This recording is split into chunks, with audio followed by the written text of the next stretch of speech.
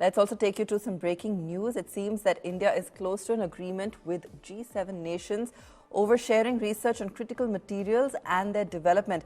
The announcement was made by Electronics and IT Minister Ashwini Vaishnav, who's currently in Washington, D.C., to attend a G7 meeting on critical minerals, as we had mentioned. The talk centered around ensuring that the critical mineral supply chain involved funding new projects, recycling, tech and research sharing. The talks come even as the US has announced that India will soon be invited to join the Pax Silica. That's an exclusive club of nations dealing with critical minerals. So very important news coming in from Ashwini Vaishnav's visit. He's currently in Washington, D.C. for the G7 meet.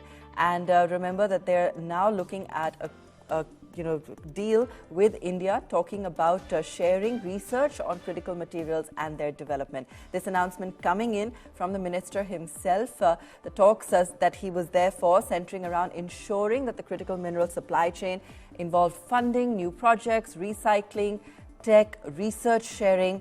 And of course, remember, the US has announced that India will soon be invited to join the Pax Silica. That's an exclusive club of nations dealing with critical minerals. So lots of buzz and excitement there. And remember, China was not invited for this meet. Let's also listen in. There were discussions around funding new projects. There were discussions around technology sharing between different countries. There were very important discussions about recycling, because that's a good way of harnessing the minerals out of the waste products. There were discussions and agreements around sharing research work among different countries. So it was a very positive meeting in which the thought process was to improve the quality and availability of critical minerals.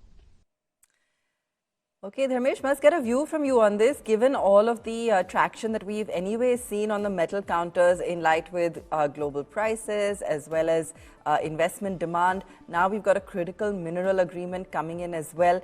Which are the pockets that you see moving on the back of this or moving further, and where do you see good value?